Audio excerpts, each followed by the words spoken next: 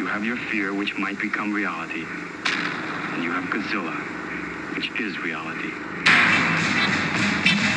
I'm sick of Godzilla.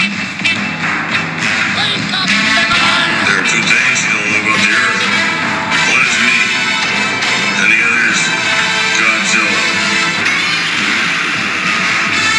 We're safe now. No human being can understand that. The monsters on Monster Island can understand it.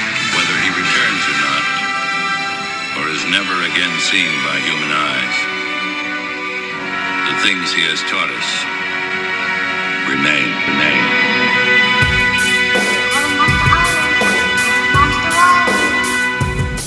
Ladies and gentlemen, welcome back to YHS on Monster Island. This week we are talking about, I'm just going to go ahead and say it, this is a Space Godzilla episode. We're talking about Godzilla versus Space Godzilla. I'm showing off some toys. That's it. That's just where we're going. Jay, how are you? So are we YHS on Monster Island in space? Yeah. Okay, I like That's it. I dig it. Nice. So I thought I'd do something a little bit different tonight. You know how I typically do these intros of you, Jake, and they're all worthy, and like we've always talked about, they're wonderful. But Love 'em. in honor of Space Godzilla, we know one of the big components of it is telepathy. So I'm going to do the intro entirely telepathic today. So everybody get ready. Here it is. That's pretty good, right? That's my best intro yet. If you missed it, if you aren't tuned up, all I did was I just introduced our wonderful cosmic commodore of crystallized kaiju, the only man that's managed to make the metal moron M.O.G.U.E.R.A moderately meritorious. He survived the Yakuza and Yuki special. He's Project J, Mr. Jacob Walsh. I like that's. I say it every week. That was my favorite one. Yeah. So thanks, dude. I don't know how many of our listeners are telepathic like myself and Yuki Sagusa. So, just in case, I wanted to throw that. Probably not many. Hey, after watching this film, maybe their brains are melted. I don't know, but we'll see. Dude, so yeah, we're gonna get into that, but there has definitely been some news. There's been a Godzilla Day. There's been a Godzilla festival. There's been an entire thing that we missed. We didn't miss, but we're here for it now. Our weeks didn't line up to it, and that's just, you know what? It's okay because there was so much content coming out on the 3rd that it was okay that we were just, lurking in the corners. I was pretty busy at work that day, and I was glad because I did not want to be on my phone. And I knew I was tattooing, and I looked up at the clock and I saw that it was about to be noon, and I was like, do I want to take a break and get on Mondo and try to catch something on this Mondo drop, or do I just want to do my work and try to forget about it? And that's what I did. I said, fuck it, we're just going to work through the Mondo drop. I got done at 2:30. I look at Mondo and the Wayland poster was still up, which was the thing that I wanted. So I was like, I guess I got to buy this thing. So I bought it. That could be pretty distracting, man. If you're tattooing, I could see doing kind of a Grim Reaper on somebody, and you're just thinking about it, and it somehow turns into Biollante or something. Yeah, it's like Dora. Yeah. You said you wanted Smog Monster, right? No, I wanted a leprechaun. Yeah.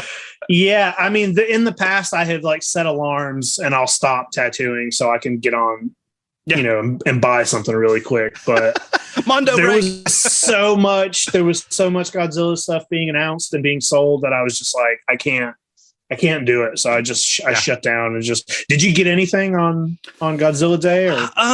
Let's see. I didn't get any of kind of the big items. And there was one I missed out on, and it was just me being dumb. It wasn't like a Mondo drop where you had 1 second to do it, but it was still went pretty fast. The one of the big drops, the X Plus, released 3 new items. Well, 1 new item and 2 re-releases with minor changes from the Godzilla store, or their Godzilla store limited. They re-released the gigantic 74 Mecha Godzilla. They re-released the Yuji Sakai 54 Godzilla and 30 centimeter. And then they released the 30 centimeter Godzilla the Ride.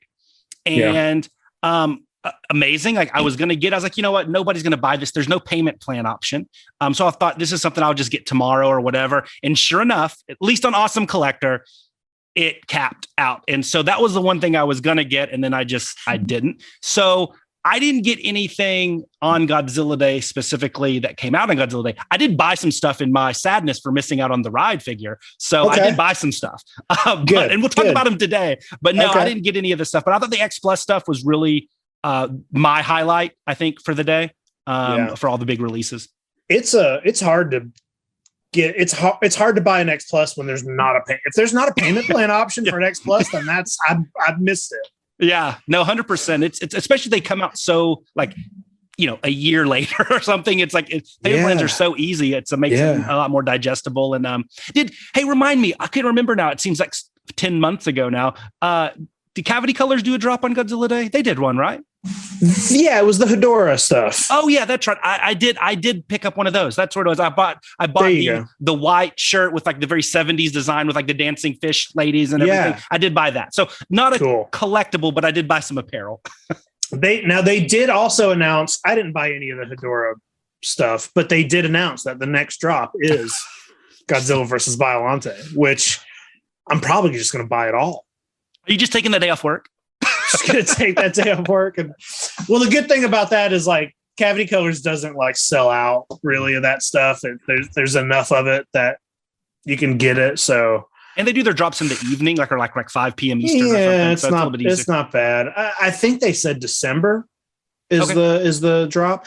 And another thing that I thought was pretty interesting is that Mondo dropped on Godzilla Day a vinyl album for Godzilla 85. And I thought that was pretty interesting because up until now, they put out the Showa films in a box set, which was, how much was that thing? $600 or something? Yeah, I think it was 500 around there. Yeah. 500 or something, which I don't listen to vinyl that much. I do own some. I will buy some, but I buy them just for the collectability of if it's something I really like. And it's like, if those were put out separately, I maybe would have bought them. They had some of the best artwork I've ever seen. Great artwork. But it's like, I'm not going to spend $500 on a box set that's just going to sit somewhere. But when they announced 85, I was like, oh, so they're going to do Heisei on their own. They're not putting it out as a box set, which makes it. And then they announced Godzilla versus Destoroyah is coming next. Did you see that? I didn't see that. No, that's awesome. That's I don't around a bit. I don't know why they're doing that in order. Yeah. But they posted the art for that's cool. That's the next drop is Godzilla versus Destoroyah. Yeah.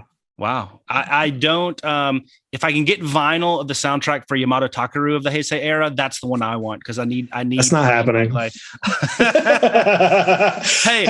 Space Godzilla, I don't know if I'd be buying that one either. Hey, I might. I don't know. It depends on what the artwork looks like on it.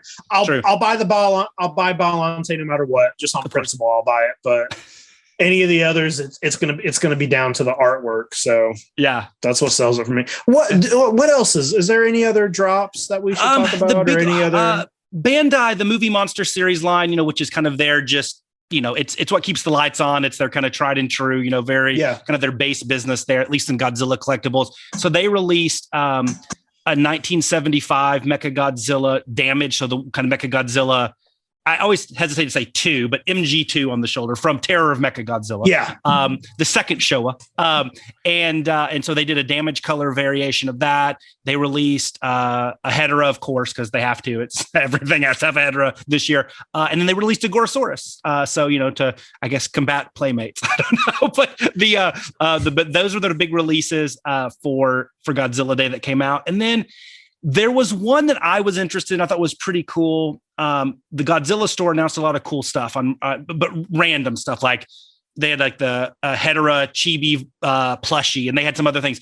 Marasan actually did a cool limited edition Godzilla store only pink Hedorah, which was really cool. Now there's tons of Bullmark has done one. YMSF has a really cool pink and neon pink and purple one. I'm actually looking at it right now.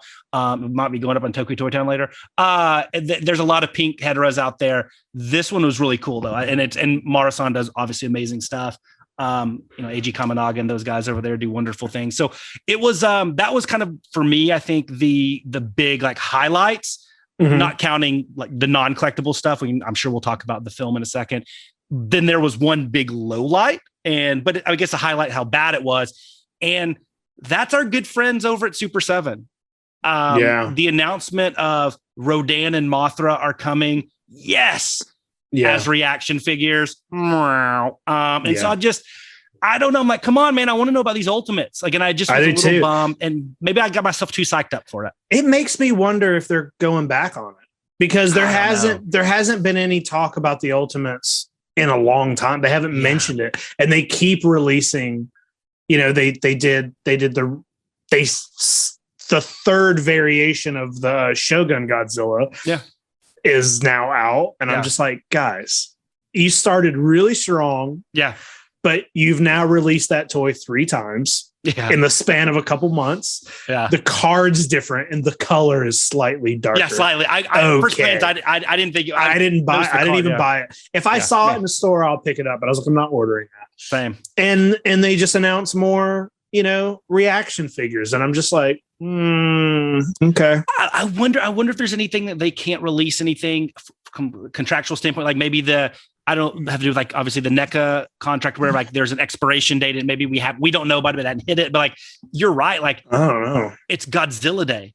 Like, give us a tease on the Ultimates. Like, I don't want to say nobody cares, because like Rodin and Mothra is cool, but it's like, everybody they weren't excited about you getting the line for reaction. They were excited about you getting the license for Ultimates.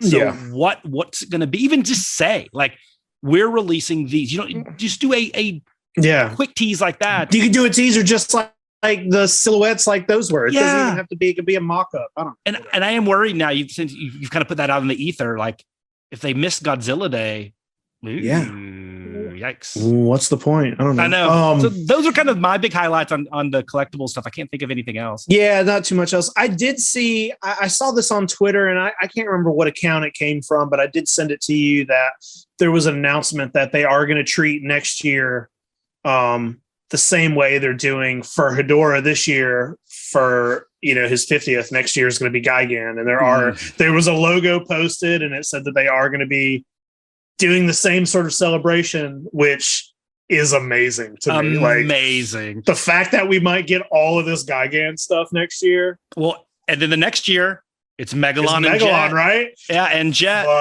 Dude. And then it just keeps them. Then it's Mecha Godzilla and King Caesar. If they go in, and then finally, you think they're just going to keep doing it? Hey, until 2025, because that's 50 years of Titanosaurus, and that's when I'm going to be like, Gigan's a close second there, but if I can make it to 2025, that would be amazing. But yes, Gigan, that's huge. And then also it's the next year's the 60th of King Kong versus Godzilla, which 60 is a big number too, and that's obviously in such an iconic film. So lots of cool stuff, man, coming out. I think maybe they tested the waters with Hedorah with this big 50th anniversary merch push, and I guess it's working. Like, I dig it. So, hey, Gigan's going to be so awesome. I'm going to buy so much stuff. I agree. I'm going to buy stuff I don't even want just because on principle. Yeah. You got to.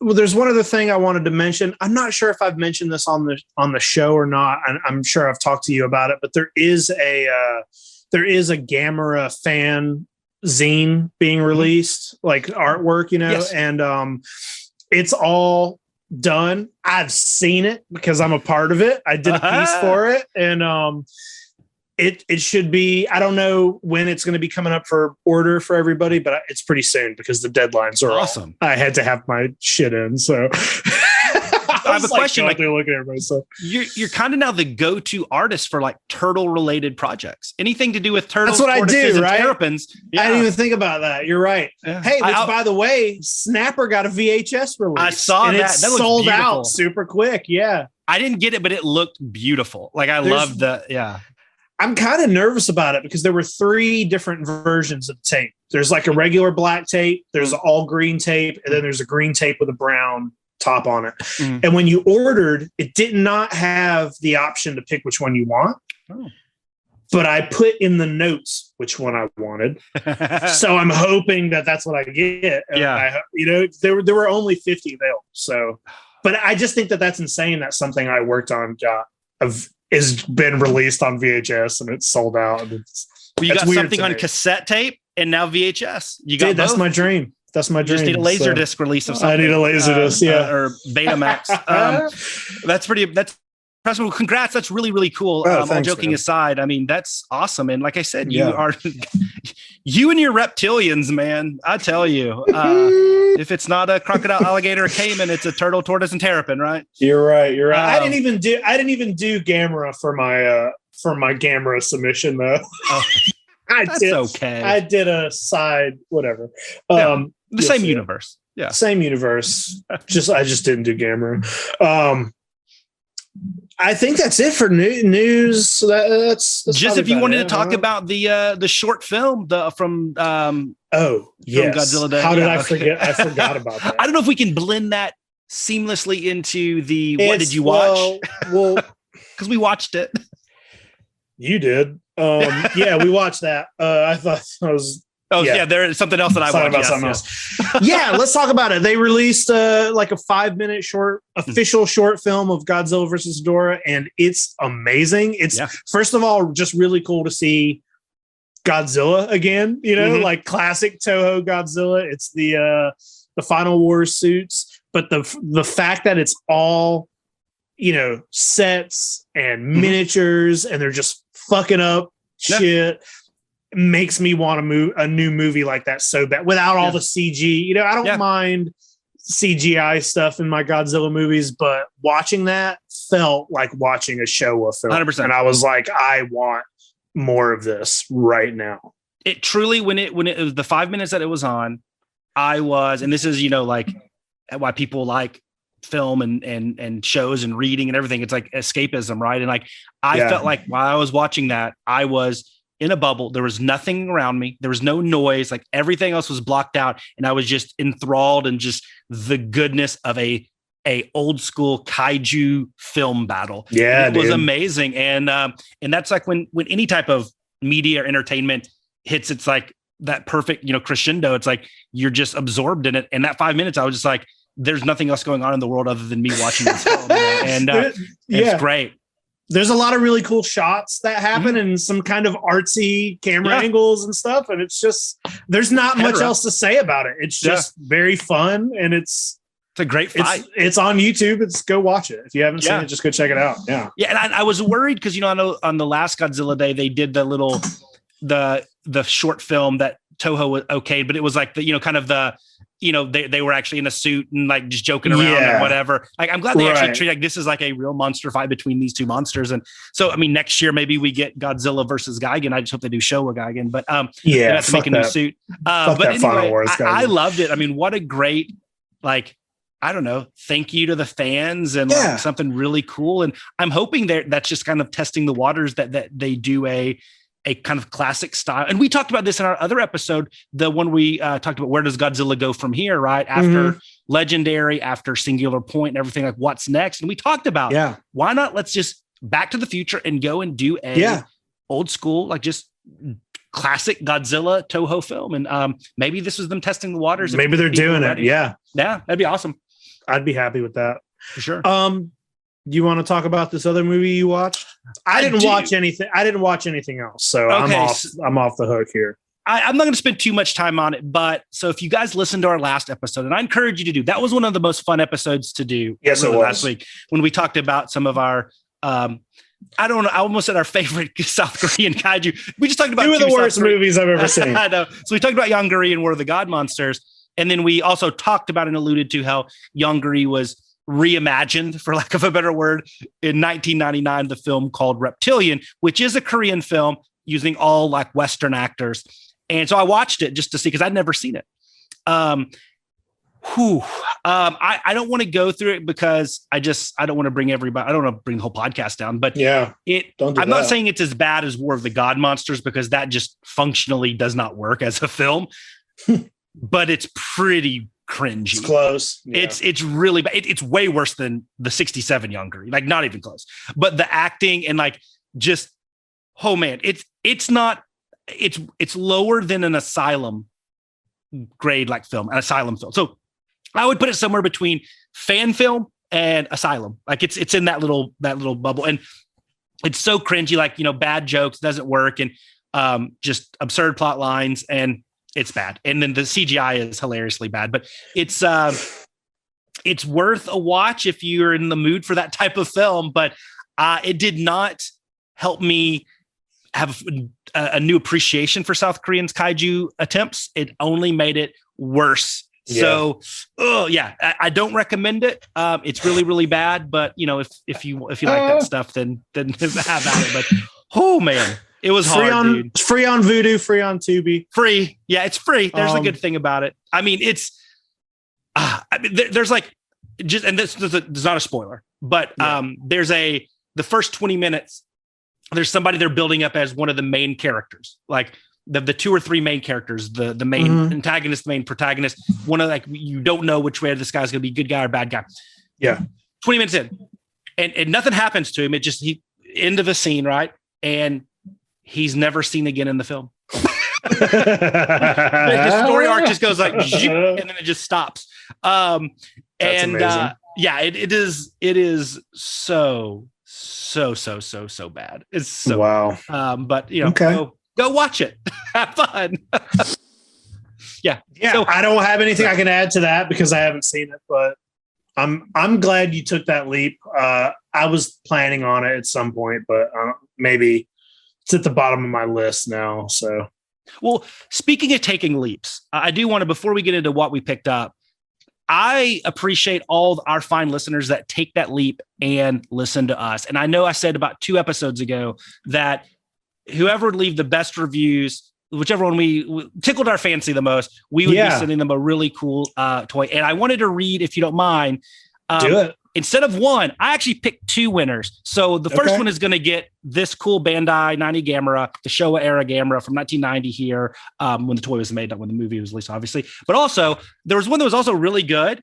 And so I have, staying on Showa Gamera theme, I have one of these cool, like, exclusive Maru-san little mini Sofubi ones. It's a little, it's hard to see here. It's a little Showa Gamera. It's all teal. One of the minis here, which is really cool, still in pack. So I was going to share, send these to these 2 reviews. So I want to read these, and you haven't heard, listened to these. So this will be your first time listening to them as well. Yeah. So the first one, and this is the one that won the bigger Gamera from Michael, Hamilton _54. I'll shoot you a note or shoot us a note, and I'll get this out to you. The review is headline, I would Matango with these guys anytime. So right there he had me. But he says, this podcast is fantastic and the hosts are great too. So see, we're not that, the podcast is bigger than us too, by the way. Just so you know. If I had any cash left after spending it all at tokutoytown.com, he knows how to got him. I'd have a beer with Jay and Jake while we nerd out over the latest Holy Grail acquisition. Any and every fan of kaiju monster movies should listen to this podcast. Having 2 likable hosts is just a bonus. And I'm like, heck yeah, man. That's awesome. So Michael, thank you, man. Yeah. Thanks so much. Yeah. That's really cool. I don't believe a word you said, but thank you. The other one is from Misfits 1011. And he'll be getting this cool Morosan Sofubi. One of the best kaiju shows out there. That's really nice because there's a ton of them out there. There's a lot, yeah. As a long time, I know, a longtime listener of YHS, I was thrilled when they announced Jake would be hosting a spinoff show with Jake about Godzilla and friends. Every episode is packed with interesting facts about the topic at hand. And Jay's intros for Jake just keep getting better. Both these guys really have a deep love and appreciation for this stuff. I never miss a show. Keep doing the Lord of the monsters, that is, work. Misfits to 11. That last line got me. That was amazing. Thank you both. Those were honestly too kind. Like, we joke or we understand. Like I said, there are tons of options out there. We do appreciate it. And once again, if anything, we just want to show that we love this stuff. And if we can get one person to go from liking kaiju to loving it, we've done our mission. We've done our job. And so thank you guys. And I'll be, like I said, reach out to me. And you can reach out to me at tokutoytown@gmail.com. Give me your addresses. I'll send these out to you. And thank you. I second everything you said. Thanks for those. Thanks for those. It's so nice. It's too nice. It's too nice. Before we jump into toys, because I know that's going to put us right into Space Godzilla stuff. Yes. I want to talk a little bit about. I just want to throw it out there that there is going to be something. So the week of Thanksgiving, I know everybody's going to be busy with food and visiting family and its holidays and everything. But something big is happening this weekend, which is, I know this is a kaiju show, but YHS, the flagship show, We talk a lot about Ghostbusters over there, and this weekend is the world premiere of Ghostbusters Afterlife. I'm gonna be there. Sadly, Jay is not. We're bummed out on Monster Jay's Island. not going to be out, but we are going to be doing a lot of content. So over at YHS, yes, have some podcasts. And the week of Thanksgiving, YHS is going to be we're going to have content every day of the week. But the reason I wanted to say that is because YHS on Monster Island is going to have a special sort of crossover event.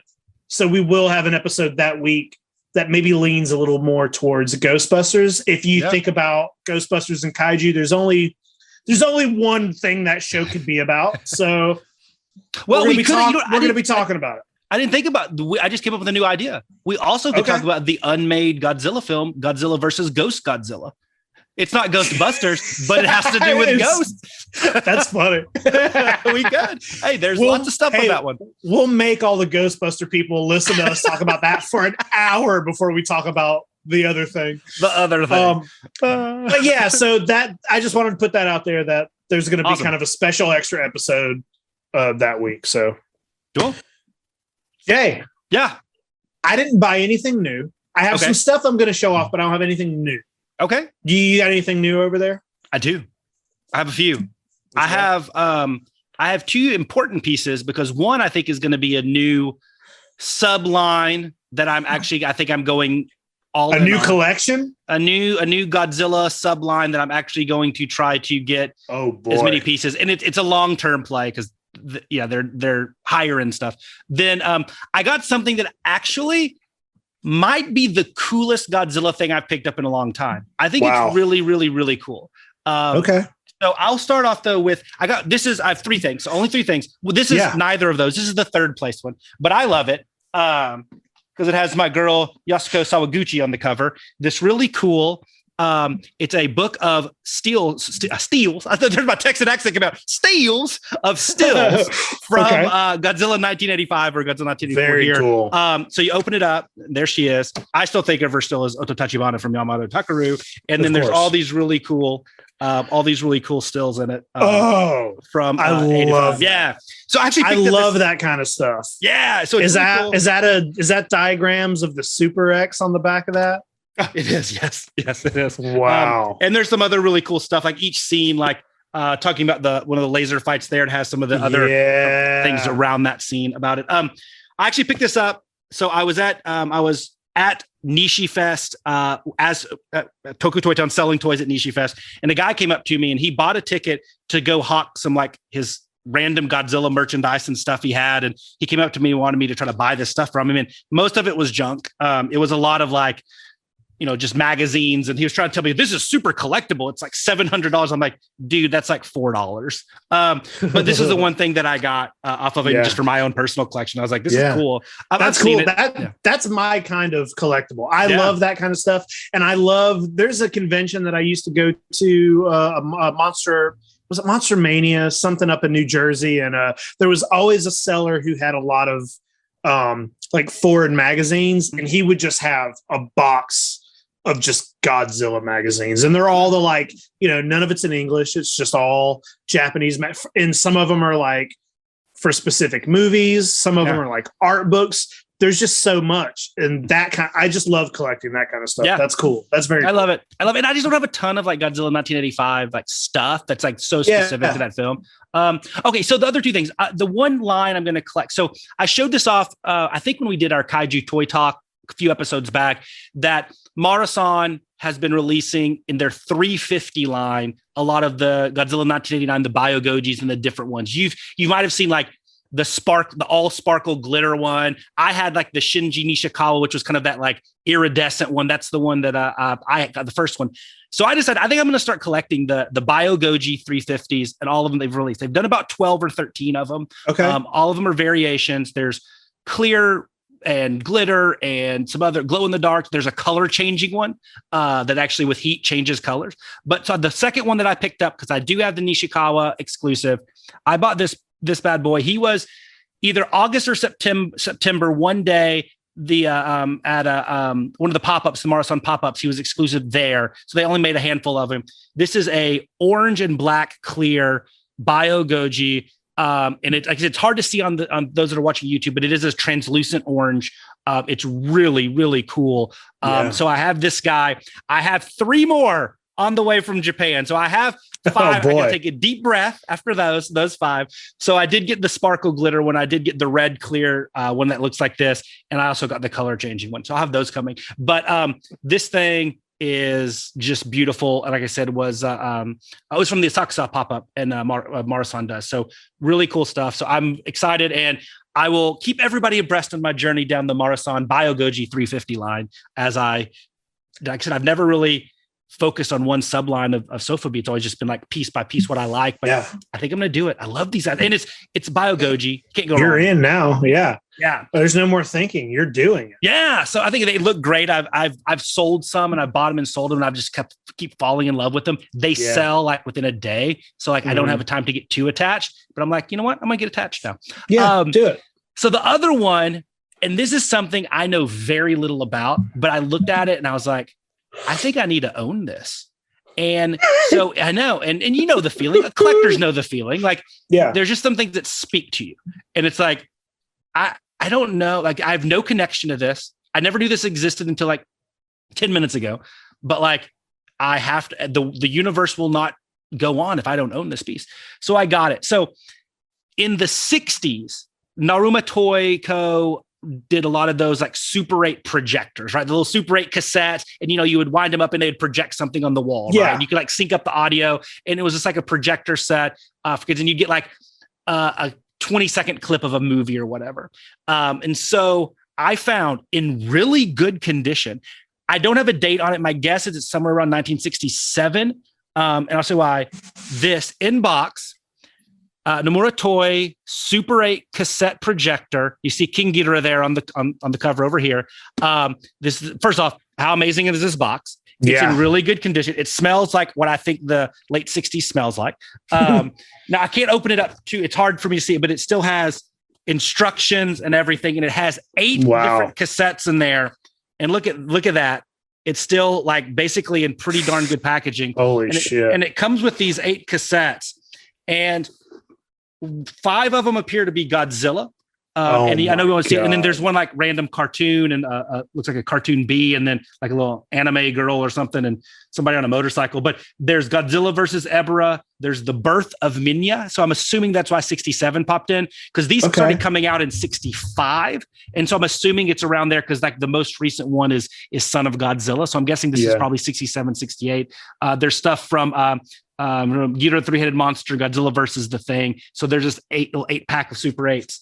That you can do there. I'm a little scared to get it to see if it works. You gotta see if it but works. I got to do some. You have to. So that'll be a project when I feel like good and like not distracted and I can focus on it. But like I don't know. I don't know why I bought this, and I'm the happiest I've it's ever amazing. had. Yeah. So it's cool. I mean, just look at this. I mean, it's just everything about this is really cool. The box is very, very late 60s, and it's a cool piece, and it's I don't have anything else remotely near it.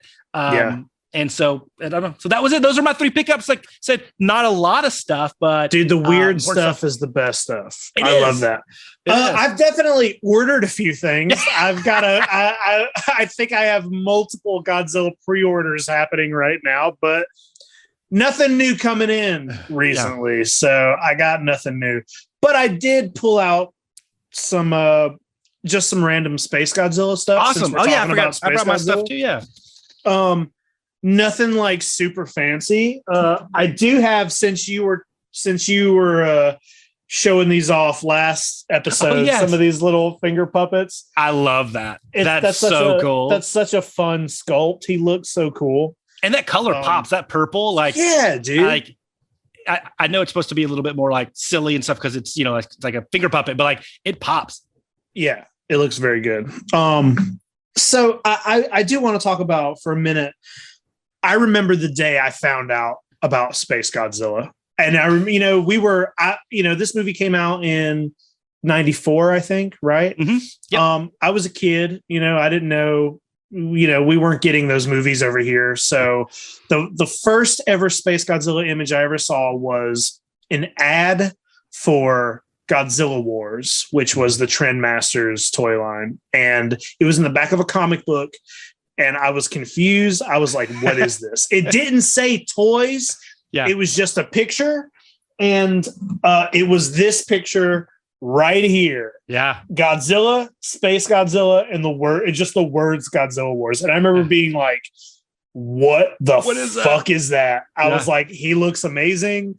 I don't know what he is, but that was it. So I do have some Trendmaster stuff. I love it. I have now I'm missing a piece of this, but I have these go for a good bit of money, by the way. If you've ever crazy how expensive. Yeah, it's crazy. The mini ones, the micro playsets. Yeah. I'm missing his little horn, but I do have the figures. Nice. The smallest figure I have is this Space Godzilla. And I have the Godzilla too, but I didn't bring him out. And these are the little micro machines. They open up. He's got the crystals in there. But I see these every now and then, and they go for so much money. Yeah. But I really liked the Trendmasters line, and some of them look pretty good. This is the small Space Godzilla that came with, like, he was packaged in like 4 or 5 different things. You can get him on his own, or they had 2 packs, but that's pretty accurate, I think, which is crazy because you get the stuff like this that's fairly accurate. You know, when you're, I don't remember whatever. I'm like maybe 10 or something. Yeah. And not, you know what? Yeah, I think I was around 10. And to be 10 years old and to walk into Kmart and be able to buy this. Yeah. It's just awesome. The best thing in the world. I have like 4 of these because they packaged them with so many things. Yeah. Oh yeah. And it's weird that like the Space Godzilla looks pretty spot on. And then you think about like the way Anguirus looked, or like Biollante had legs, you know, and it's weird. It's also weird thinking about how this was a super mass produced toy that you could get in Kmart and Walmart. And then you think about that, like, you know, the Bandai shit that you're getting in Walmart and Target right now and how bad some of it is. It's weird to me. They're bigger figures. And the faces, the sculpts are worse than how small this is. Yep. This 100%. Is a pretty good. This is, his head is the size of a fucking dime, and it looks pretty good. Yeah. It looks all in scale. I mean, like I said, especially for Trendmasters. I mean, obviously the paint is a little bit, you know, some artistic license on the coloring, but like the sculpt itself is for that scale of a figure for a mass produced line is way better than what we're getting right now. Yeah, it's just so weird. No. And then I do have the big Trendmasters Godzilla. And these are all from my childhood, by the way. Yeah. These are all the ones I remember the day I found this and bought it. And his batteries are dead, but he makes noise and stuff, and he's posable. And like, this is a pretty fun toy, dude. It's great. For an American mass produced thing. I'm buying that in the store if I see it right now. I mean, like something of that. Yeah. It's just cool to me that we had this kind of stuff with lights and sound when we were space. Nobody fucking knew what this was. No. I barely knew what it was. You know what I mean? And you're a huge Kaiju fan. Yeah. I was buying these toys way before the movies were ever available to me to watch. The toys came out first over here. So I'm buying the shit like blindly, just like, I don't know who this is, but I love it. Yeah. So yeah, I love this. The only other figure I got out here, I brought it out because I know you're not a big Monster Arts buyer, figure arts, you know, but I do have their Space Godzilla as well, and I just wanted to show them off because I don't know if you've ever really gotten to look at them up close. He's pretty great. Yeah, man. I'm not. I in fact, when we were talking about one of our shows, we were talking about that. I didn't even know they made a Space Godzilla. That's really good. And I also have the Little Godzilla. He's in there. I didn't grab him, but I have the Little Godzilla. And there's came with like, you know, little crystals and the little tornado breath or whatever. But yeah, these are good looking figures, man. I don't. They do good stuff. They do really. I don't have it. Yeah. I don't have a ton of Space Godzilla stuff. That's about it. You know, there's just not as much out there. And you know, it's funny because even in the world of Sofubi, like Marmots made a Space Godzilla in their Monster Heaven line or their Vinyl Paradise. I think it's Monster Heaven line. That's it. There's been no Marasan Space Godzillas. There's been no Giga Brain. There's been no Pilot Ace or Toy Graph or any of those guys. It's just been like 6 or 7 variations of the same sculpt from Marmot, and those are expensive. There's some really cool. There's like a black glitter one that's amazing. Yeah. But they're hard. I only have 2 that I show, and my 2 are very classic J-buys. It's the Godzilla collection, the original Bandai line. I always talk about that. So this was their Space Godzilla. So even though it's in the 8-inch scale, it's a little bit bigger than that, because Space Godzilla is big. So it's not as good or as accurate of a sculpt, I think, as like even the Trendmasters, because the head is on a longer neck. He's a little bit more proportional, which the real Space Godzilla, his head and neck were so little, it's like way better. But it's still a cool piece to have. It looks cool with the other Godzilla collection, but really nothing too fancy here. So this was released obviously in 94 when the film came out. And then I do have, where is he? Oh, did I move? I think I moved him. Sorry. If you notice there's a weird edit in this, people listening to the show, it's because we have a hellstorm here and I had to edit out and walk off. And I think I moved the other one. Hold on 1 second, Jake. I'm going to go just 2 seconds over here. Get him. It's worth the wait. I know what you're pulling up. So it's worth the 2 seconds. So I do have the X Plus 30 centimeter Space Godzilla. One of my favorite X Pluses, to be honest with you. And and everybody kind of laughs at that because, like, obviously it's Space Godzilla and he's never really at the top of people's list, but the design is so awesome that I had to have this piece. And because X Plus is, obviously does such amazing stuff. And so, I got this from a great seller that I got from a Facebook group, I believe, and had a good deal on it. And this one, like I said, it's not a cheap one. Nowadays, he's a little bit harder to find, but it's not impossible to find. And it's a really cool piece. A big boy. I mean, he's even big compared to the other 30 centimeter ones I have up there. Like he's awesome, but I love the sculpt and the paint and everything, and just X Plus doing X Plus things, man. So I just being perfect, that's an amazing. So I love toy. it. Yeah. So it's funny you mentioned the first time you saw Space Godzilla was on the Trendmasters, the ad for the Godzilla Wars. For me, it was weird because the first time I saw it was in an ad in or an article or an ad or an advertorial, I don't know, in G-Fan. And it was like Godzilla versus Crystal Godzilla or something of that nature. I forgot what the term was, and then eventually morphed. But when I saw it, what I actually really thought of was, I don't know if you ever played on Super Nintendo, Super Godzilla, but at the very end, like when he gets supercharged, he got those big shoulders. Yeah. So at first I thought it was like some tie-in like with the game, because that was a year or so after the game came out, and I'd seen that image in like the gaming magazines, and I obviously had the game itself.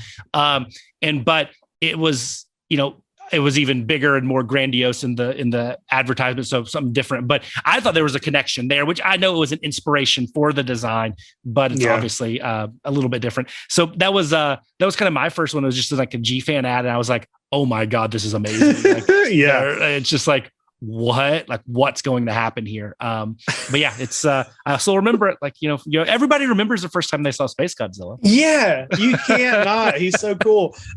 So I mean, I guess let's talk about this movie a little bit. Okay. I will say that I think I watched this movie, as far as the Heisei series goes, like, it's definitely not the best in the series by any means. Yeah. But I rewatched Godzilla versus Space Godzilla more than I watch Mechagodzilla, Mothra, or King Ghidorah. Like, I watched this movie a lot, and it's because, and I was, I rewatched it this week, in preparation for the show, and it's weird. Like, I'm of two split right down the middle minds while I'm watching this movie. And on one hand, I'm like, this movie sucks, and I'm like, this movie could be so much better. It's so frustrating. There's so many weird, and it's not even the plot. It's just the execution of it. Most of it is so, the fights suck in this movie. But then the other half is Godzilla looks amazing in this. Little Godzilla looks amazing in this. Little Godzilla is so cute. Space Godzilla is amazing. Like, the design of Space Godzilla just is so good to me. And it's Space Godzilla's design is, we did a whole show on it, and it's up in the top, whatever, 3 or whatever, 5 for me. And it's so good that it allows me, if it was any other monster, I'd probably be like, fuck this movie. You know what I mean? But Space Godzilla looks so badass. Yeah. He's so fucking cool. And the concept of hey, like it is weird. It's weird that Mothra is like a projection or they call it fairy Mothra. It's like, what is that? All of a sudden out of nowhere, Mothra is now a mental whatever. But the whole idea of like, hey, when Biollante passed through some sort of black hole, took it and turned it, like that is such a cool concept. Like that's aliens done in a different way. You're so used to the aliens being human-like and they just bring a monster, but the fact that this clone or brother of Godzilla was created in space and then came down to fight him is such a cool fucking idea. It's just the execution's bad. I think you're way more forgiving on this film than I am. I will say this. The design, everything you said, I 100% agree with you. Like, it's one of the best designs. And to me, like, that is, if not the only, might be the only redeeming quality about this film. And I think that there are, I take that back. I agree with you. I think conceptually, the origins of Space Godzilla are great. And I like the fact that they say, when there's the room with Gondo and she's like, it could either be, there's two times the Godzilla cells have been in space, either Biollante, at least on the English stuff, Biollante, or when Mothra went up there. And I do think Mothra's in this film because it's like, bridges the gap into the trilogy and stuff. But anyway, they to keep her top of mind with the public. But I love the concept. I love everything you said about like how they, did an alien creature different. It's not just, hey, we'll bring on this alien because he's our guardian or he's, a pest or whatever. Yeah. All that's great. Everything having to do with Space Godzilla, other than his mobility is limited.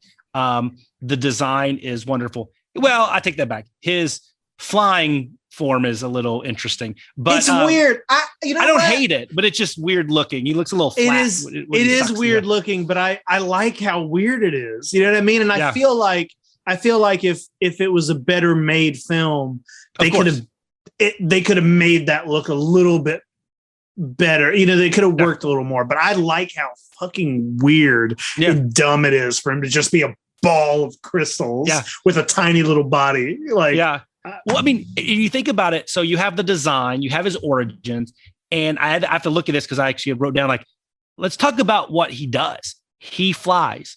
He hovers. He has an energy force field thing that he can just boom, shoot out of nowhere. He has his normal kind of like beam weapons. He can shoot the giant crystals at people. He can make things levitate. He has the shoulder crystal beams. He has the powerful tail that can whip things around. And he has this amazing, like, unlimited arsenal of weapons and offensive attack methods. And like, it just, how can you beat him other than he just needs to be plugged in? Other than that. Yeah. It's pretty cool. It feels like if they would have maybe taken that down a little bit and then just like, he has such a gnarly looking face. Yeah. And he's got those little Biollante mandibles on the side of his face, which is such a cool touch. The best. And I just want to see him like, I want to see him and Godzilla like close quarters fighting and like biting each other and shit. Like, and it's literally just Space Godzilla static with his tail. It literally looks exactly like this. And then he just goes his arms and he's just like doing this. His tail stays exactly like as if it's still touching the ground and he floats. Well, that's why he has to hover because the only way he can move around and they can actually change positions, he has to hover because it's the only way he's going to move. No, I love the Biollante touches. Even his like stomach, his abdomen area has kind of like, it's almost like that segmented, almost like an orb, kind of similar to Biollante. I love when he kind of dies, he kind of it does the same thing Biollante does. It's like this yellow sparkly thing that floats into the sky. And that's kind of cool. Like there's so many tie-ins to Biollante because not only do you have that, you have Commander Gondo that's killed in Godzilla versus Biollante. His sister is one of the main characters, and then Yuki, who's one of the main characters, that's his best friend. So they tie into there. They tie into Mothra or Godzilla versus Mothra, obviously, with Mothra being in there and the Cosmos being in there. They tie into Godzilla versus Mechagodzilla because Godzilla can power up and shoot the spiral beam that he got when Fire Rodin, bestowed upon him when he sacrificed himself. I love they tie into a lot of these. these other films in the Heisei era. It's like you have to really watch, and some of that stuff I think is done good. And the other thing that I really liked about it, you get a lot of daytime battles with Space Godzilla. The battles might not be good, but they do give you the daytime battle. It's not the battle you want to see, but it's pretty good. There's a weird, one of the things that I don't love about it is the weird plot where it's like you do have the one guy who's trying to kill Godzilla with his bullet that he made. Yuki special. Yeah. And then also you got like Mickey who's working to try to like telepathically like Project T guide Godzilla how they want him to. And it's like those two kind of things are clashing with each other. But it all happens on an island in the middle of the day, and Godzilla's just walking up on the island and stepping on gas bombs. And it's Tear like, gas, this is so weird. And like little Godzilla is just like fumbling around somewhere. And I don't know, dude. It is. We haven't even talked about the worst thing in this movie. Well, yes. And I think we should save that, but like, let's stay on the island. So you talk about like the plot. It is weird because you have, Yuki, obviously this vengeful guy wants to kill Godzilla, right? And then you have, but then like, then Godzilla, he wants to kill him, but then the government wants to control him with Project Telepathy, Project T. Yes. Not Project M, which we'll talk about later. But then, of course, one of the guys is actually working for the Yakuza. So you have the Japanese mafia in there. And it's just so freaking absurd. But I think it goes back to Yamashita, the director. This was he worked on Terror of Mechagodzilla, but this was his first like solo like to direct, right? Because that was Honda when he came back and did the Swan Song there. But he was known for doing like Japanese idol films, and so his task was to make this one more kid-friendly idol. That's why there's this big focus on Miki Sagusa versus the other films where she's just kind of an ancillary character. And that explains the Little Godzilla design, which I do want to talk about that one in a second as well. But I think a lot of that that kind of direction was really made it really hard to swallow some of the plot thing. Like Mickey and Shinjo, she falls in love with him. It's like I hate you, and then like we see each other on the beach. I love you. It's like it was so like it was like a soap opera. Like there's no like development. It's just like she loves him now. And there's some things that which would have been perfectly cast in a in an idol film, like would like the character development be damned, right? So I think there's a lot of stuff, and actually it's funny. Like I was reading not too long ago that Akira Ifukube, this is 2 years before he dies. He was asked to do the score, but he read the script and he's like, nope, not doing it because of two things. He goes because it was too much like a Japanese idol movie. And they were like, ruining Godzilla, and also because he was mad because there was going to be rap music in it.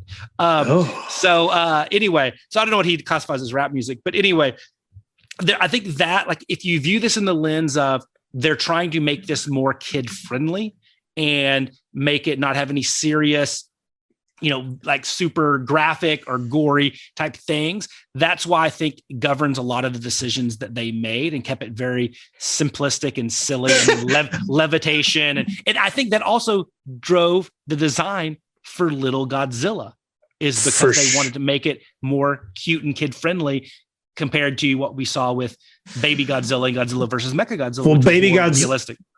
It might be realistic, but it sucks. I like that design. I hate I think the Baby Godzilla design in Mechagodzilla is the worst. And I like Little Godzilla. He is cute and it is super but it reminds me of there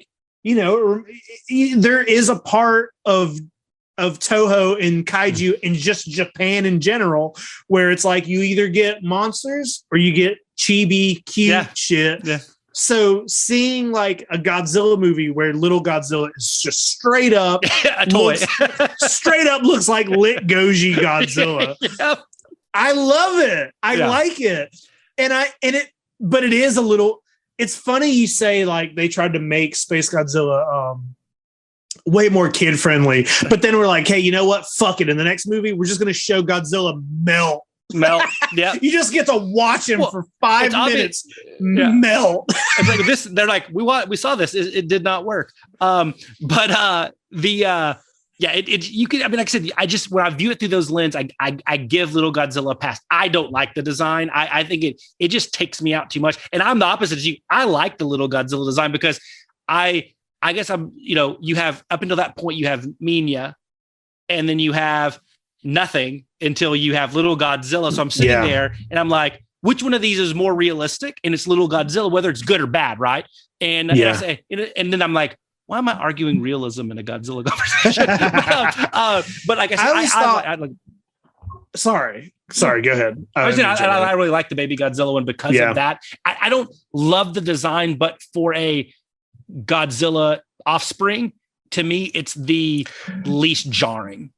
Yeah, I agree with that. I always, one of my bigger things with Baby Godzilla is I always thought it seems way too small.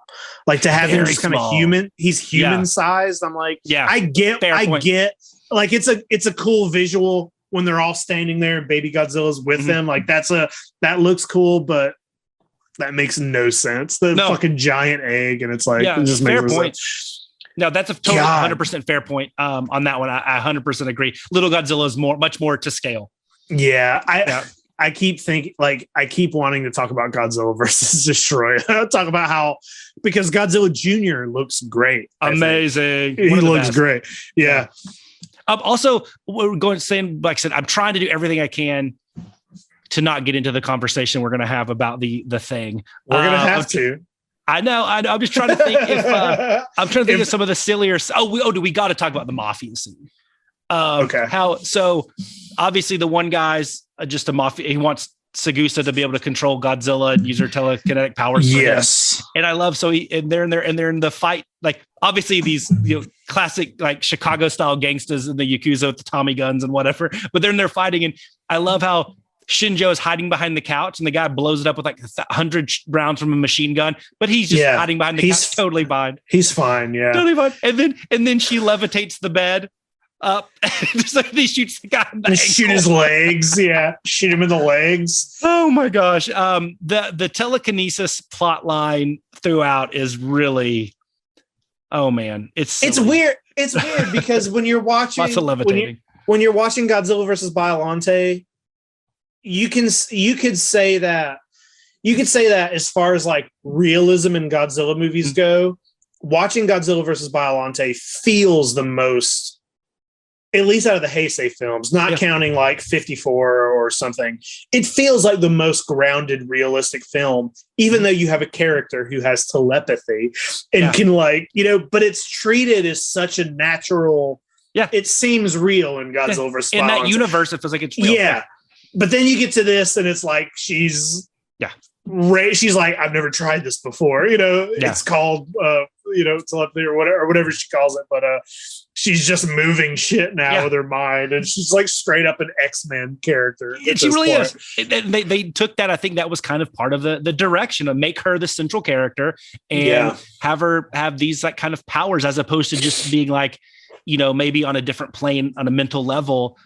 Which once again is easier to digest. Like you have to suspend your disbelief, but not entirely. It's like you can see that. And then stay on the characters. Like, were there any characters to you that like you actually liked and rooted for the human characters? Dude. No, I don't like any of the human characters in this movie, really. Like I do have a little bit of a soft spot for Mickey just because she's in all of those movies. But other than that, I just don't really care. To me, when I'm watching Godzilla versus Space Godzilla, I'm literally just like waiting for Space Godzilla to be on. Like, it's just, that's it. I'm waiting for Space Godzilla or Godzilla to be on screen. Yeah. I do like Little Godzilla, but I don't care about he gets. Space Godzilla lands, puts Little Godzilla in a crystal thing, and you do not see him again until like the final scene. Yeah. So it's really that's it, man. Yeah. I a lot of times I will skip the first 20 minutes of this. I did not this time because I wanted to have it fresh. Yeah. But the thing that we're going to talk about, it mainly happens in the first half of the movie, and I skip it, and I just skip the Space Godzilla a lot. Yeah. So I didn't hate the characters except for one. I more just like was indifferent to them. I just don't care. The sidekick, like Shinjo's buddy, that it's like the fifth wheel guy. It's in the English dub especially is very hard. It's the most off-putting character. I actually don't mind Yuki. I think he plays that role pretty well. And I think that was fine. But like, to me, it's like the human character is just like, I didn't really gravitate to it and be like, oh my gosh, like I'm rooting for this guy. And to me, like that was compared to the other Heisei films, that was a big loss here because most of them had a character or two that I really would gravitate towards. And I think that's also another disservice to this film is it's sandwiched in between Mechagodzilla 2, which I absolutely love. I think is such a good film, and Destroyer, which I think there's two camps when you talk about like critically what's the best film of the Heisei era. It's Biollante or Destroyer. I mean, those are kind of the two that people will talk about. So you have it sandwiched between my two favorite films. I actually like Mechagodzilla Destroyer a little better than Biollante, but we've talked about that. Why Biollante is a better film, but I think Space Godzilla it's just like it's overshadowed in a big way, really by all the Heisei films. It is for sure. I think if you put it in the Millennium era, it might be better. It might do better. Put it next to M.O.G.U.E.R.A in 2000. It's like, this is the best film ever. Yeah. Dude, I think that hurts it too. I agree with you. I like all the Heisei films and I like the design of them. And I don't know if it's just because, I grew up watching Showa films, but there was such an excitement when I was a kid and started finding the Trendmasters figures and finding this whole other section of Godzilla stuff that I was like, oh, what is this? And I'm on record. Heisei Godzilla is the best Godzilla design to me. I think that's the best. So I like all those movies. If I'm ranking the Heisei series, the ones that are going to be in the bottom for me is, even though I still watch it all the time, is maybe King Ghidorah. Is maybe my least favorite in that series. Right after that might be Mothra. I think Mothra and Mechagodzilla are better. Technically, they're better movies than Space Godzilla. But I'm still gonna watch Space Godzilla on top before them, and it's like it's almost like a torture thing that I do to myself. It's like I watch it over and over because I really want it to be better than it is. And I know that it can be. And it's just like, let me watch it again. Just let me watch it again. And then I'm just like, by the time it's over, I'm crying. No. I wrote so bad. I wrote down on my notes. It's so funny you say that. I wrote down on my notes, I am living the definition of insanity. It's doing the same thing over and over and expecting a different result. I think that's why I watch Space Godzilla so much, is because I'm like, no, this is really good. I just haven't really figured out what lens to view this through. The design is too good. You can't have a creature design that's awesome, that awesome, and is in a movie that's bad. But you can. And then one last thing I want to say that I think is just one of the funniest scenes, not involving just the dipshit dickweed of all robots, is the Mickey and Shinjo at the very end, when they're like, on the beach holding hands, and like, okay, they're, she has a love interest and all that good stuff now. And she's like, remember when you hated Godzilla? I'm like, yeah, it was like 24 hours ago. Like, I was like, he has like a 24-hour arc. Like, I hate Godzilla. It was yesterday. I just thought some of that stuff is really funny. And they're just some funny scenes. I mean, from the cliche heroes coming out of the smoke and the carnage to there's just so much of that. But I know they're tuning into this episode to listen to us talk about our good buddy Project M.O.G.U.E.R.A. M. Project M. M.O.G.U.E.R.A, however you want to say it. It means suck. That's really what it does. Listen, this is what I'll say for M.O.G.U.E.R.A. I can appreciate, and I think it's kind of cool that they're reusing an old kind of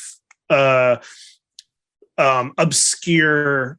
M.O.G.U.E.R.A is in a movie already. What is it? Mysterians? Yeah, the Mysterians. So it's the Mysterians. 57 or 59. So it's an old film that M.O.G.U.E.R.A is in, and the fact that they kind of gave him a new purpose, and they didn't. He's basically the same design. They just kind of updated him a little bit. Less can opener. I think that's a cool thing. I like when movies do that. Yep. That being said, M.O.G.U.E.R.A sucks big. M.O.G.U.E.R.A is completely pointless. Doesn't do anything cool. Just like is literally just in the movie to waste our time. Is supposed to be an upgrade from Mechagodzilla. It's supposed to be from the parts of Mechagodzilla, and his gimmick is that he can split into 3 different vehicles, and one can fly and one can do this, and they come together to form Mo.G.U.E.R.A. Yeah. And then they're like, we're gonna kill Godzilla. And then they're like, oh wait, first there's a space monster. Send him up there. And then Space Godzilla is just like, get the fuck out of here. Yeah. And like that's it. Yeah. Like take care of my light work. So speaking of that, I'm gonna go on record as saying the worst shot scene, the most unrealistic, like amateur hour fan-made film scene in the history of Godzilla is the asteroid battle between the Mo.G.U.E.R.A and Space Godzilla. I mean, you can clearly see both wires. The asteroids, I think you can see it really reminds me of like an elementary school like play or pageant or whatever, where they have like the drapes and they have the hanging like painted potatoes as asteroids. It looks like a science project. It does. It could have been so cool. It could have been so cool. It could have been cool. Like to have, hey, correct me if I'm wrong, but in any Godzilla film, is there ever a scene of two kaiju fighting in space, not on a planet, but just in space? In space. I think this might be it, and it's trash. And that's the first time you see the new Mo.G.U.E.R.A in action. So it's like, well, he sucks. Because not only does it look bad, he just like runs past him in Space Godzilla, like you said, just like, get away from me, dude. He's second tier at best.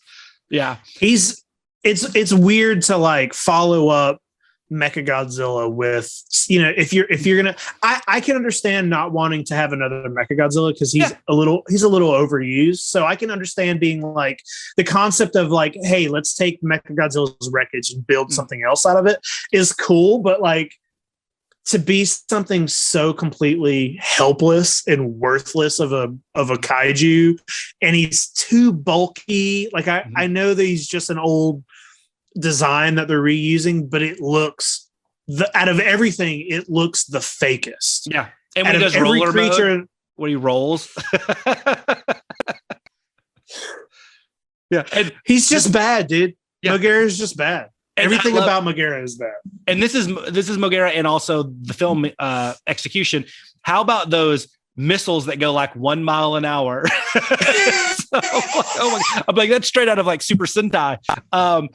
It's he's just bad, and he gets his ass kicked, and there's I don't know, there's nothing good about it. And we had this conversation offline. I'm talking about like this was in 94.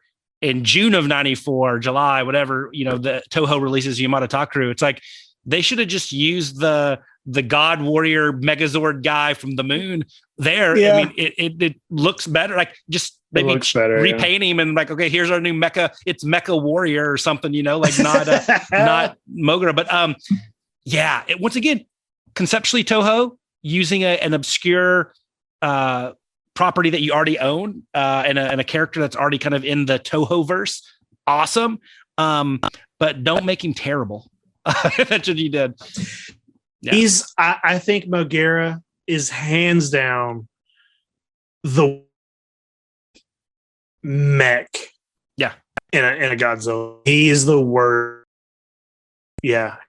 Worst robotic mecha character I've just ever seen, period. In every way. Like design is bad. And he does nothing cool. He does nothing to push the story ahead. It's just a waste of everybody's time to have him in the movie. Yeah, I really don't. And it's not like a cool design where they would be like, I can sell toys and stuff of this. It's not anything like there's really nobody's favorite kaiju is Mo.G.U.E.R.A. No. I want if anybody's listening and they like Mo.G.U.E.R.A, I want to hear why. I want you to please email us or something. Please reach out and argue the case for Mo.G.U.E.R.A. Let me hear it. And then I will send you the closest psychiatrist to you. You need to go see them. It's nuts. That guy's just terrible. But bad person in a bad film. But near the end, did you notice when they were talking about and totally switching gears from Mo.G.U.E.R.A, but like this popped into my head.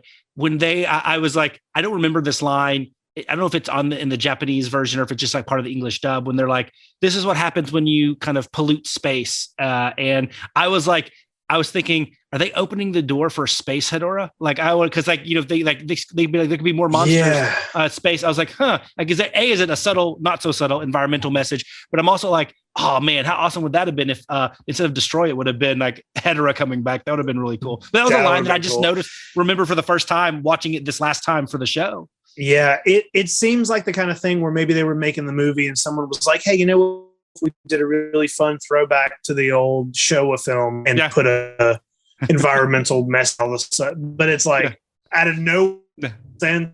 And it's like Space Godzilla didn't show up because space was polluted. It showed up because Godzilla cells collided with a black hole and created like it's not because there's trash up there. Yeah. So it's sort of an out of place, like, is that what are we polluting space? I don't know. It's kind of like the Godzilla versus Geiger where they just throw an environmental message at the very end. It's like, we're children's land. So this is movie, like I said, if you want to see a movie with levitation and the mafia and lots of crystals and a terrible mech, this is your film, man. But you know what, though? We got to talk about two things about what this film almost was, because there were at least the two that I know that are kind of the most known. There probably are other ones, and I just haven't seen them in my research and my talking about it. But some of the original concepts that were kind of cut were Godzilla versus Asteroid Godzilla, which was very, very similar to Space Godzilla. The concept drawings that have leaked have been like, it has like crystal-like wings, like a little bit more like dragon-y type thing. But the big difference was, as the story goes, is that he was going to be more he was going to use more like telekinetic powers and manipulate people. And so the storyline was he was going to take over Little Godzilla and Mickey Sagusa and basically have them do his bidding, and then get into a battle with Godzilla. And then apparently M.O.G.U.E.R.A and Mothra were actually going to appear, and that was going to kind of be the battle to kind of knock him out. And then the other one was Godzilla versus Emperor Guidera, which was going to be, they have King Ghidorah, they have an emperor, but it was going to be more of a classic Ghidorahs from space, not the Dorats. It was going to go back to there, and he's going to be super big. But they tabled that because it was like so close after 91. Yeah, but also, they just did Orochi in Yamada Takura, and there was word that he was too similar there because they were going to make a big grandiose one. So, maybe it inspired Kaiser Ghidorah. I don't know. But those were kind of the two that they were going to go with. I think Asteroid Godzilla would have been interesting to have. It would have been more of a Space Godzilla was interacting with more things than just Godzilla and putting him in crystal caves. It was it would have been have him have a little bit more kind of, I don't know, vindictive and power. So those were interesting concepts that who knows. The concept of having a kaiju kind of telepathically take over a human and have a human do its bit, which suggests kaiju has an intelligence as good as ours or greater, is a cool thing that I feel like because you always like, especially in the Showa era, they treat kaiju as just kind of big dumb animals. You know what I mean? They're all, especially when you're thinking about like Gigan and Megalon, they're just like big dumb creatures. So the fact that like Space Godzilla was going to be shown to have like a superior intelligence is kind of cool, and I wish that why didn't they do that? Yeah, and like why would they change that? I know the other concept I thought was pretty neat was like he would send as kind of precursor to his arrival like these like space dragonflies that would interact and like attack people and stuff. That it made me think of was it Rego, the Hayashiya film, the really bad one, but they had the shark monster things that would like basically symbolize that he was the big kaiju was coming. Interesting concept, but those didn't make it, and we got what we got. And if neither of those, I don't think Yamashita could have pulled off. You would have had to go with a more classic director than kind of kid friendly, because Astro Monster manipulating humans and baby. I don't know if that would have been that's something different. Oh boy, I will say if anybody, to go online and check out some of the concept art for Space Godzilla, because it's cool looking. Like there's some cool shots out there. Dude, I don't have anything else for this movie other than like, as far as a final thought on this movie from me is just, it's a bad execution. Mm-hmm. It's far from the best Godzilla film, but it has some of the best design and concepts in the entire series. So it's a weird thing. We talked about this in our other episode. I would love for Space Godzilla to have a second chance. Yep. To return in another movie somehow, but I don't want him. I wouldn't want him like radically redesigned. I think his design is perfect. Yeah, it withstands the test of time. I really do. I think it looks as cool now as it did in '94. I really do. I hope Space Godzilla. I agree with you 100% on all of that stuff. I think if anybody really deserves a reboot, and we talked about that on our reboot episode, Space Godzilla deserves one, and he deserves to be in a good film. Like I said, I hope it happens. And I hope it happens in a live action, not an anime. Like it's fine if it does that too, but I want to see a live action Space Godzilla. Me too. Yeah, that'd be cool. And Jake likes his movie a little bit better than I do, and that's okay. We still will be friends. Just like I said, close your eyes during the M.O.G.U.E.R.A parts, and hey, I just wish Toho, the short film they did on Godzilla versus Hedorah for Godzilla Fest, they should have just done that with this one, and it would have been great. Just them fighting, a good fight, and then make the fight scene better. 5 minutes of just the Godzilla versus Space Godzilla, perfect. Dude, movie. That costume's still out there somewhere. I'm sure it's in the Toho warehouses or something. It should be on display somewhere. Oh my gosh. Oh, what a cool design. Jay, you got anything else on this movie? You got any final thoughts here? No, just hey, thank you guys for watching. Please leave us a 5-star review. We really do appreciate it. It will help us out a ton. And like I said, we'll keep on doing what we're doing, but I know you probably don't just love kaiju. I'm sure you love other things. And guess what? If you like anything else, there's a good chance the Yes Have Some Network, YHS, has a show to quench your thirst for those topics. So whether it's Yes Have Some Prime with Jake and Craig Goldberg and Abigail Gardner, the mothership, the one, like I said, we wouldn't be here without it. They're talking Ghostbusters. I mean, this is like y'all Super Bowl. I mean, like maybe like the greatest Super Bowl of all time, because it's Ghostbusters Afterlife. I mean, putting together huge parties in New York. I mean, YHS Prime is legit, man. Celebrity.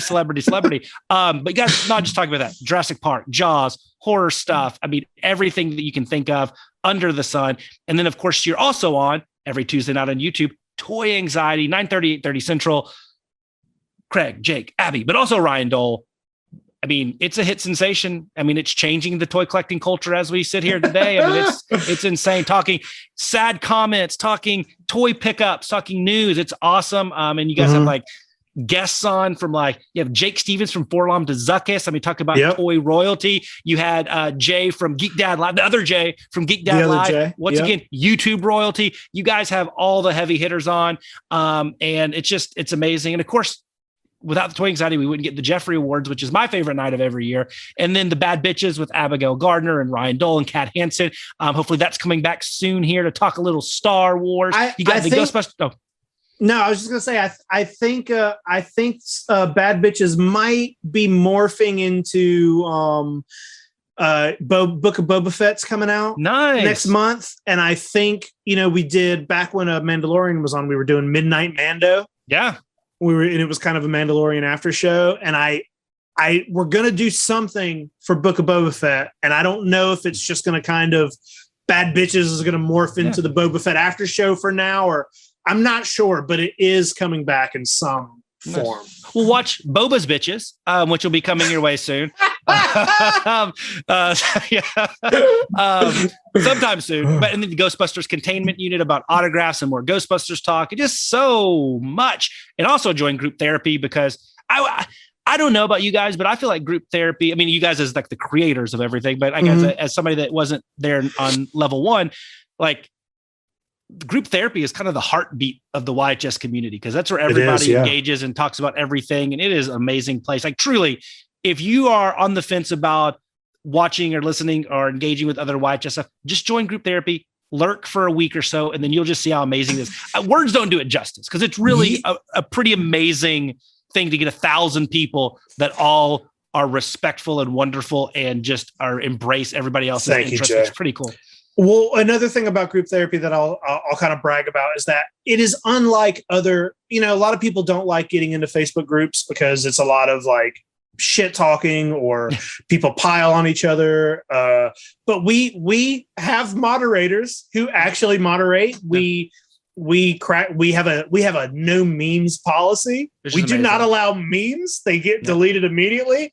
If a thread turns bad, we're in there to cut the comments off immediately. Like it's a lot of fun in there, and it's all over the place. You can talk about Godzilla in there. You can talk about Ghostbusters, Marvel movie, whatever you want. It's all over the board. Toys. We talk about everything in there. But it's a cool little community. Everybody gets to know each other in there, and it is very fun in group therapy. It's great people. It really is that. Like, it's not blowing smoke up your ass. Like, it truly is. Like, I can't recall one time in the last 4 years that I've seen anything escalate to what would be an everyday occurrence in any other fan group. Like, it's nuts. Yeah. And like I said, there's so many people in there, and they all kind of abide by these rules. And they're just, it's like a safe haven, a sanctuary from the storm, if you will, for a lot of these people. And it's amazing. And then, of course, if you have a few bucks to spare, go throw it towards these guys on Patreon. They're doing awesome content on Appreciate there. It. Whether it's Stephen King readings by the Tattooed Titan of Tokusatsu, whether it's Craig in his car just talking about shit, whether it's Abby reading her diary, whether it's watch-alongs, there's everything. There's all Patreon kinds of is stuff. Awesome. Yeah. Movie reviews, you name it. It's really like, you get your money's. Believe me, you get your money's worth. And and there's other cool stuff that you guys are doing. And you're a toy company now. You got everything. Like, it is truly crazy. It's too much, man. And we're just I'm happy to talk kaiju and just be this little tiny sliver within the YHS universe, and representing all of us that love kaiju, love monster movies, love tokusatsu, love talking about them, love buying the toys, and it just is, it's awesome. And so we love it. It's awesome. Yeah, there's nothing else I can have say a closing to that, Jay. No, that's good, Jay. I appreciate it, and I appreciate everybody for writing the reviews and for listening. But I think that's it, guys. I think until next time, see you later.